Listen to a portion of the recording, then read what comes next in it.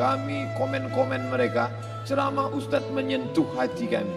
Jadi kalau malam ini ada yang tak tersentuh, itu bukan salah ceramah saya, memang hati itu sudah tak ada lagi. Bercanda, bukan seriusnya. Bapak Ibu yang dimuliakan Allah Subhanahu wa ta'ala, apa yang disampaikan Pak Kepala Kanwil tadi adalah hadis Nabi Muhammad sallallahu alaihi wasallam. Ala fil jasadi mudghah, ketahuilah di dalam jasadmu itu ada segumpal. Idza saluhat, kalau dia baik, saluhal jasadu kulluh, yang lain ikut menjadi baik. Wa idza fasadat, kalau dia rusak, fasadal jasadu kulluh, yang lain ikut menjadi rusak. Di mana dia? Ala wahyal qalb, dia adalah hati. Maka yang pertama kali menghitam itu apa kata Allah? Kalla bal rana, ada satu titik hitam, ala qulubihim, ada satu titik hitam di dalam hati mereka.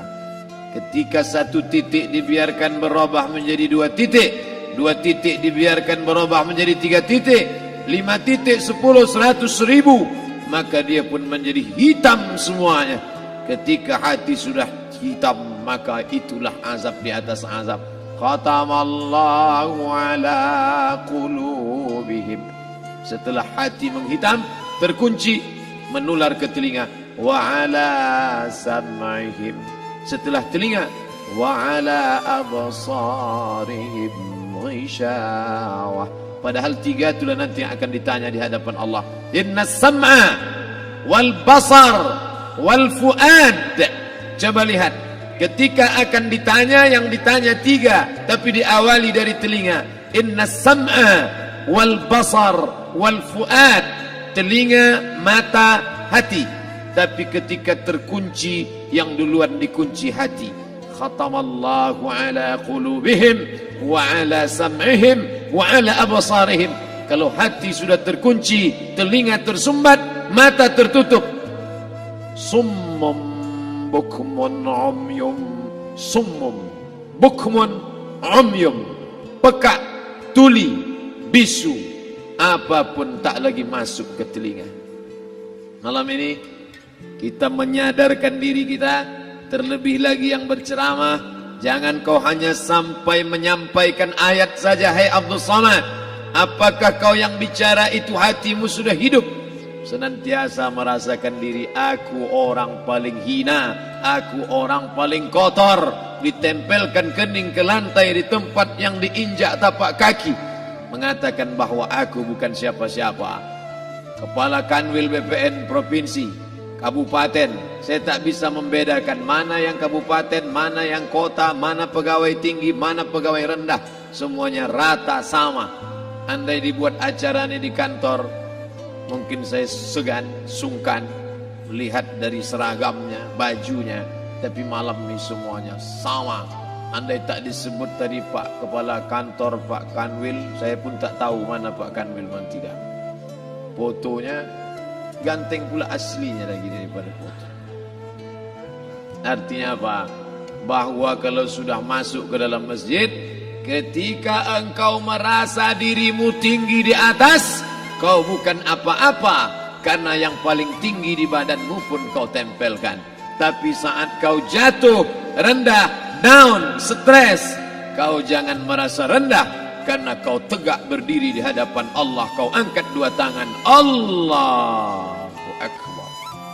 Di dalam diri ini disebut dia dengan qalb. Kenapa disebut qalb? Orang Arab menyebut qalb, qallaba, karena sifatnya berbolak-balik. Pada saat selesai salat, astaghfirullahalazim, tidak ada yang paling bersih, dia bersih. Tapi pada saat petang sore hari, yusbihu mu'minan, paginya putih, bersih, tak bernoda. Wa yumsi kafiran, petangnya hitam. Makanya dari pagi dibersihkan. Salat subuh bersih, salat zuhur bersih, condong matahari salat asar bersih, tenggelam matahari salat maghrib bersih, sempurna gelap malam salat isya bersih, tengah malam bangun tahajud munajat, di tengah malam orang tertidur, wa tusalli bil laili wan nasu niyam, engkau tegak di waktu malam, di saat orang semua sedang tenggelam dalam lelap tidur panjang, tapi engkau menangis meratap mengenang dosa begitu banyak. Sab'atun yuzilluhumullah, di antara 7 yang mendapatkan naungan Allah. Yauma la zilla illa zilluh, hari itu tak ada naungan kecuali naungan Allah. Di antara yang mendapatkan naungan itu adalah rajulun zakarallah, orang yang berzikir, munajat, muhasabah diri di tengah malam, sunyi, sepi, fafadat ainahu, menetes air matanya. Berapa banyak sudah harta dititipkan Allah, berapa kupakai untuk zakat, wakaf, infak, sedekah, wasiat, hibah, ghanimah, harta rampasan perang di zaman Nabi. 7 harta yang akan menolong di hadapan Allah, 1 pun tak dipakai. Umur diberikan Allah 40, 60, 70. Berapa yang kupakai untuk menolong agama Allah? Berapa yang kupakai untuk mengingat Allah?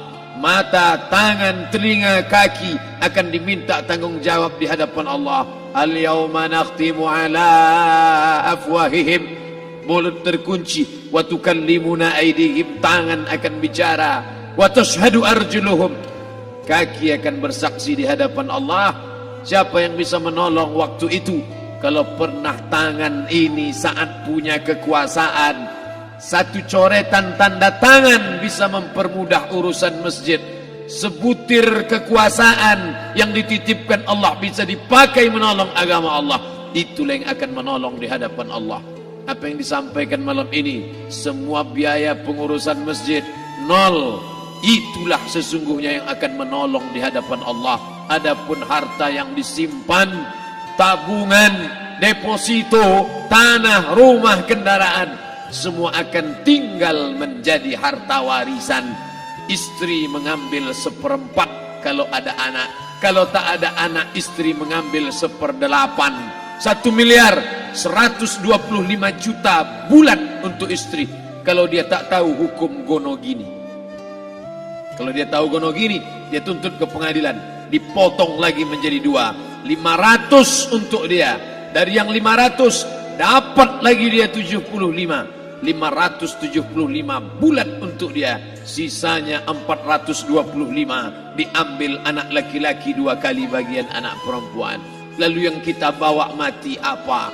Dulu dibangga-banggakan, dihormati, dimuliakan. Yang kami muliakan al-mukarram, al-ustad.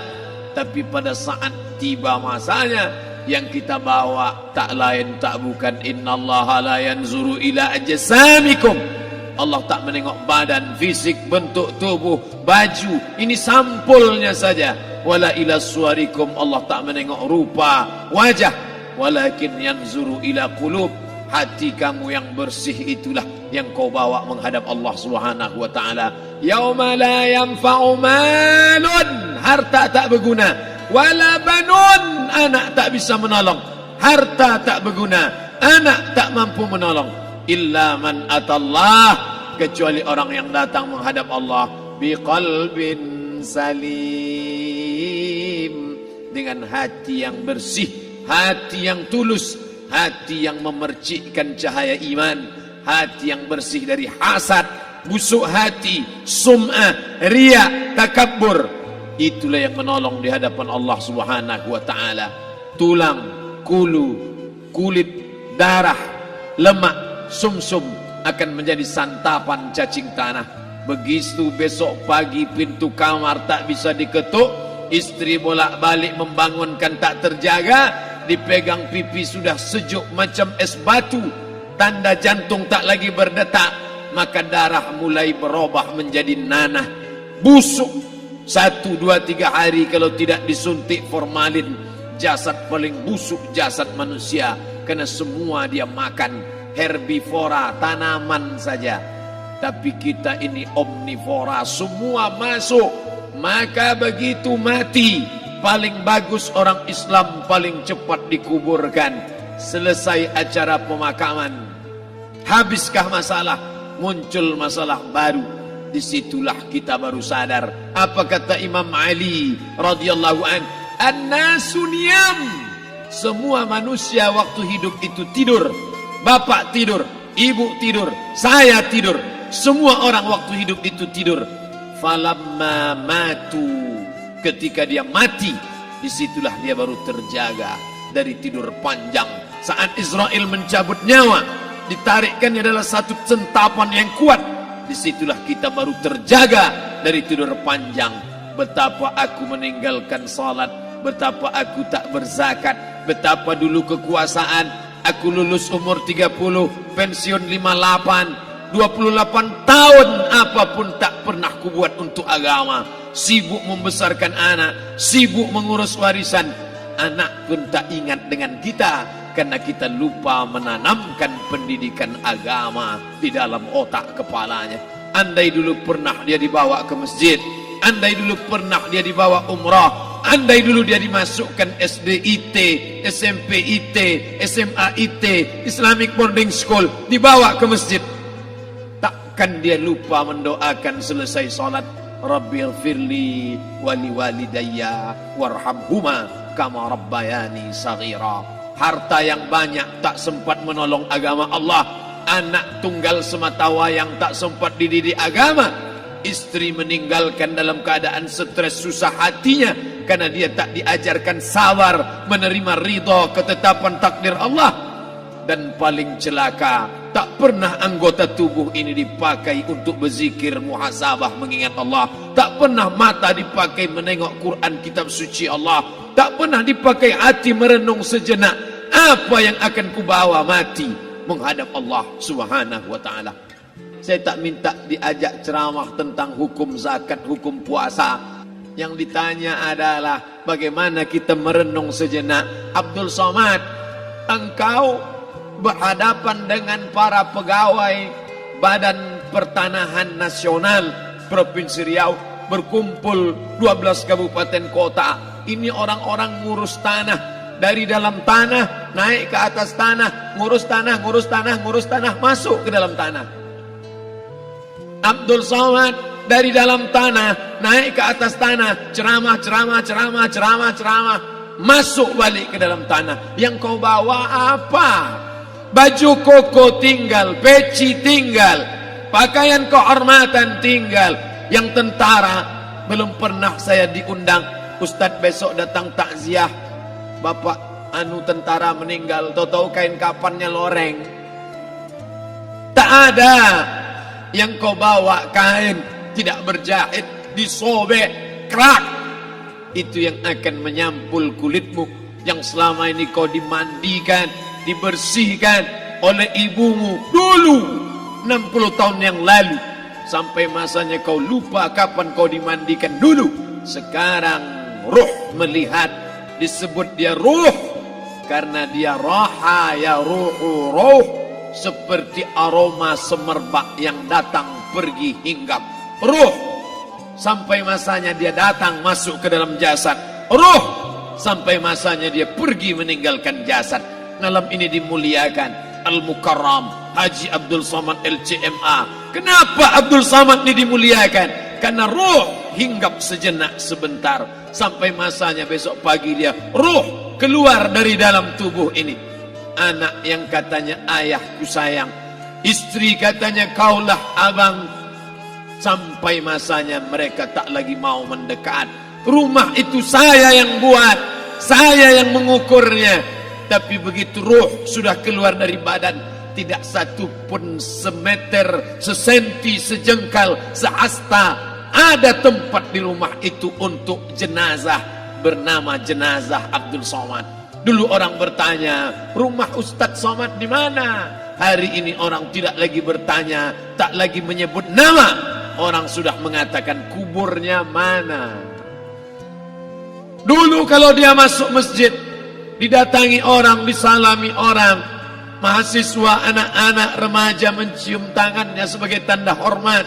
Tapi begitu diletakkan keranda, kita akan sholat jenazah nanti selepas sholat zuhur. Apa kata orang?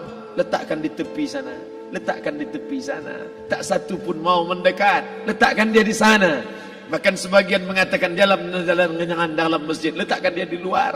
Dia tidak disebut engkau yang mulia, tidak digunakan kata ganti orang langsung. Letakkan dia di sana. Bahkan sebagian tak lagi, padahal tempat paling mulia sebelah kanan, orang tak lagi mau di kanan, mulai dia menjauh ke kiri. Kenapa kau ke sana?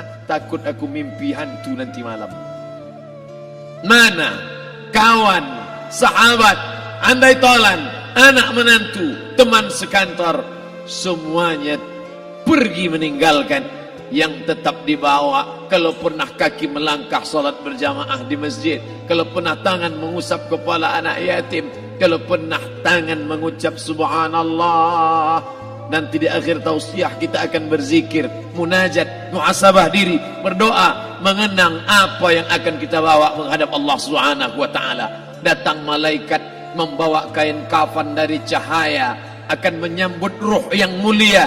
Hadis riwayat Ahmad bin Ambal dalam kitab Al-Musnad, turun malaikat berlomba-lomba membawa kain putih dari cahaya, menunggu ruh akan keluar. Ruh menetes seperti embun di ujung daun. Daun tidak bergoyang, ranting tidak patah. Ruh menetes pelan turun ke dalam kain kafan, dibawa malaikat ke pintu langit. Tak sabar mereka menyambut. Inikah dia yang selama ini berjamaah? Inikah yang dulu ketika dititipkan kekuasaan menolong agama Allah?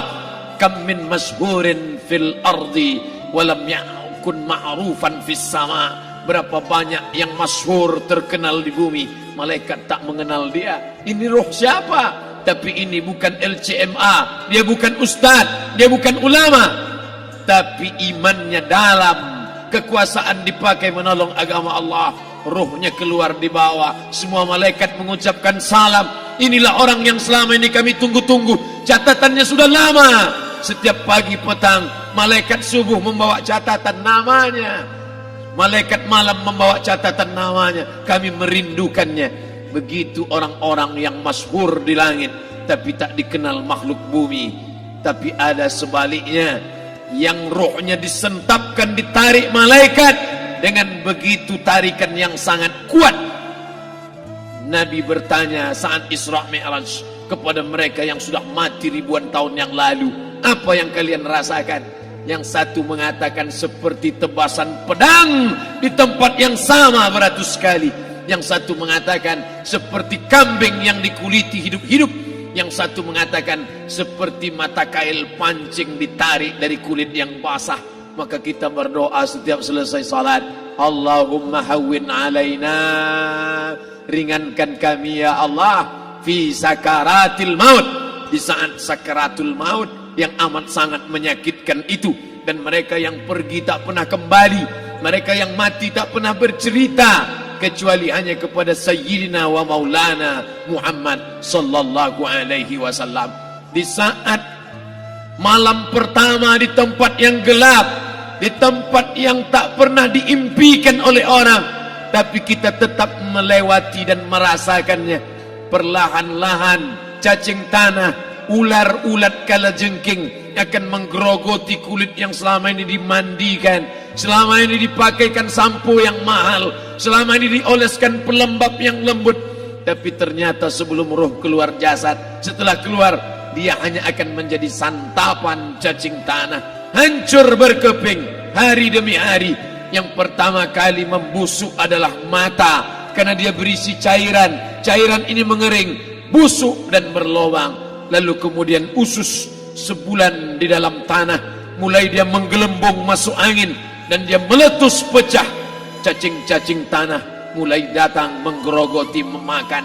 Habis lemak, tulang, kulit, bulu, sumsum, darah, jantung, empedu, limpa, buah pinggang, habis semuanya.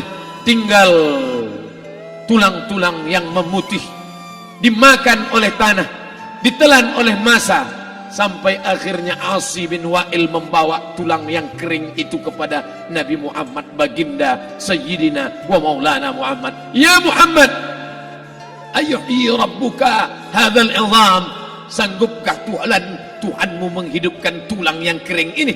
Nabi diam tak menjawab, sampai akhirnya datang Jibril alaihi salam membawakan wahyu. Qul, katakan kepada dia.